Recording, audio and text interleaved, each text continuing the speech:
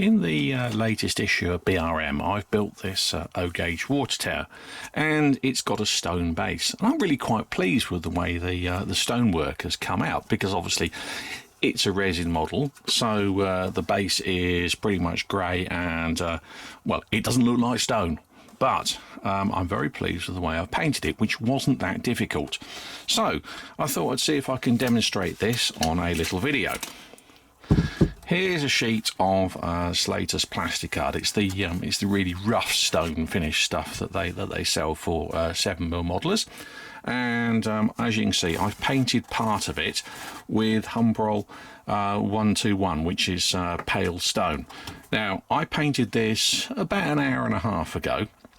So although it's dry, it's not actually hard. So the first part of the process can work quite nicely.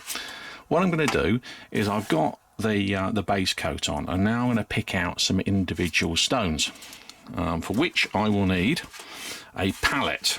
Now, this isn't a posh. This certainly isn't a posh palette. It's an old tin tray, but it's absolutely perfect for this job. So what I'll do is just take a little bit of 121 and splodge it around in the middle of my palette, as you can see there. There we are, that'll do for the minute for this test piece. And then I will take some different colours. In this case, number 64, which is pale grey. And again, I'll just grab a little bit of that, splodge it around again on the palette. Let's raise the camera slightly so you can see that a little bit better. Okay, right, there you are. You can see that I've got a bit of 64 going on there. And then we'll also have some sort of darker stone, which is 93. And if I can get the lid off the paint pot, there we are. A bit of 93 as well, splodged around there. What I'm looking for is, some complementary colours. Nothing too wild and different from the base colour, because I'm going to gradually mix them up. Now I've got the thing, and I've got a fairly coarse brush, fairly fat brush, and all I'm doing is fairly randomly mixing the two colours, and then taking them onto the sheet. And let's start with the easiest one, which is this big stone here, and gradually picking out some stones in different colours. Now I've got the advantage here, these are big stones on this sheet, and so it's not too difficult, but I'm not worrying too much about about precision here, because the final stage will take care of that. And I'm mixing up a little bit of grey and 121 as well. I tend to do a lot of mixing on the brush and also mixing on the wool, because I said that this paint is dry but not hard, and that's the thing with enamels. They take a while to dry, and they certainly take a while to harden. So working like this, some of the paints will gradually start to blend together. The fresh enamel will lift and mix with the enamel that's already on the thing, the 121 that's already on there. So they will start to blend, and as you can see, I'm trying to do this fairly randomly. There's not a lot of science in here. It's just a case of mix up the colours as you see fit. A little bit of the grey on there, but that's the grey with a mix of the brown in it that it's picked up, because I'm not cleaning the brush between each colour. And the great thing about using this aluminium foil dish is, apart from the fact it contained a delicious pie earlier today, it can go back into the recycling when I've finished messing around and using it as my palette. Now, if you're working in smaller scales than this 7mm stuff, that stone was standing out a bit much, so I'll just go over it with a slightly different colour.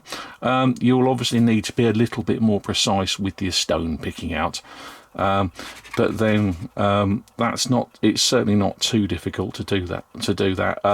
Just need to be a smaller brush and pay attention a little bit more, and stop trying to talk to a camera at the same time.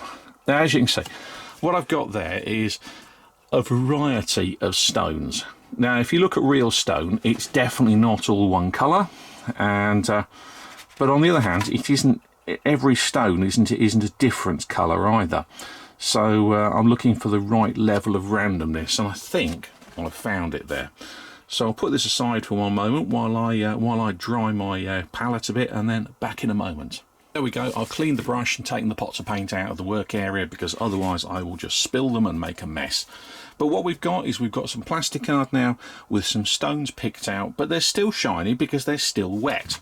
So first things first, get the worktop hairdryer and just give them a little bit of a dry. Just takes the worst off, because what I want to do now is use the magic of talcum powder. Yep, you've probably got some kicking around in the back of a cupboard that the granny left you, or something like that, or it's really cheap, just go and buy some. Pick some talcum powder up on a sponge and just tap it into the stonework.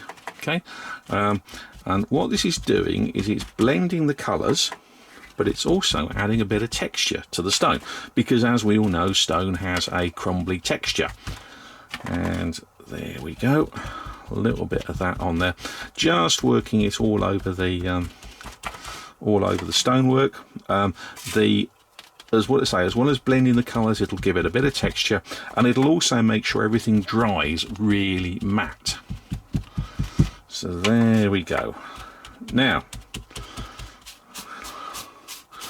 little wipe off there, and you can see that the colours are muted, and it's already looking a bit better.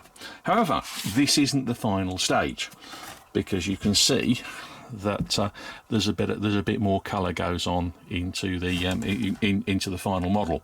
However, before I do that, I've really got to let this dry. Now, enamels will take about 8 hours to dry, so what I'm going to do is I'm going to leave this overnight and come back to it in the morning.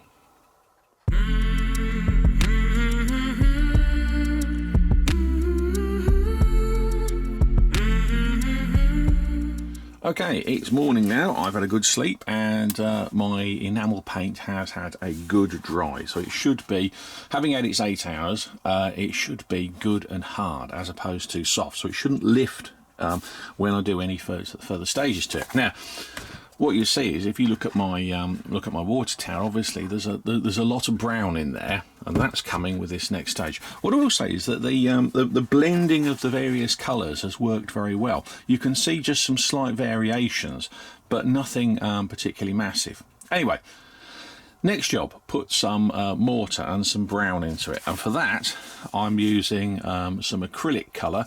This stuff is really cheap it's not even from a proper art shop, I think it's from the range, and it's absolutely fabulous. It's really dense, really thick, and ideal for all sorts of jobs. So I'll just squeeze a little bit into the look at that will be more than enough. Squeeze a little dollop in there.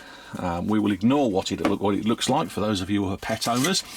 And then all I do, get a cheap brush, and it's really important, we want a very thin coat of this, and we just work it over the stonework. Now you can see, look, that's really thick. That's far too thick, but it doesn't matter, because we then take the wet brush and we smear it around. I'm probably not going to use any more raw paint on this, because that will be sufficient there. Now, there we go. Look at that. And you can see it's sitting quite nicely in the mortar lines, and you could just leave it at that. You can see how far this stuff is spreading. The only trouble with this sort of process is you can't really tell how it's going until the paint's dry. Now, I could wait for the paint to dry properly, but to be honest, it's quicker just to use a hairdryer on it, and you can see it gradually drying to give me an idea of what I can expect from the finished thing. And yeah, already what we've got is we've got a much browner finish on the stonework. Now, obviously stone is different colours in different places, so if you want a more Cotswoldy stone, although this isn't actually bad for a Cotswoldy stone, you'd be perhaps better with a base colour that's a slightly more honey colour. If you're looking at Scottish granite, then you'll be wanting to start with a very grey base colour. As ever, it's time to work the talcum powder into this stuff. This will help dry up the stuff you've put on, and again, just gives it a little bit of texture. Now, at this stage, you may say, "Oh, I want a bit more brown in there." That's no problem. You just add a bit more paint. It's not rocket science. This is art rather than engineering, I'm afraid. I can't say definitely do this and this is the result you will get, but I certainly do recommend messing around with this stuff. And you can see really getting some nice colours appearing in there. In fact, what I'm going to do is get a big brush. With my big brush, I'm just going to take off the excess talcum powder, and you can see that we're getting a wall that is stone colour, but if you look closely, you can certainly see the variations within the stone colour. So it's got that overall look, so when you step back from it, it all looks stone colour, just like the real thing. But when you get a bit closer, you can start to see there are individual stones in there. But the whole point is I've blended it all together so that it's a consistent model, because that's the important thing. And you look at this, I've taken a lot more of the brown off on this version, but I think the effect works. I think the effect works really nicely. It is a case of experiment. Don't believe you're going to do this absolutely spot on the first time. I mean, look, I can do a bit more water on there, and you can see that the brown is moving around a little bit more. That's all right. Play with it. Get yourself a couple of sheets of plastic card or an old building or something and just have a play, because once you do, you'll get comfortable with materials and it'll be easy. And you know what? It's fun. Happy modelling.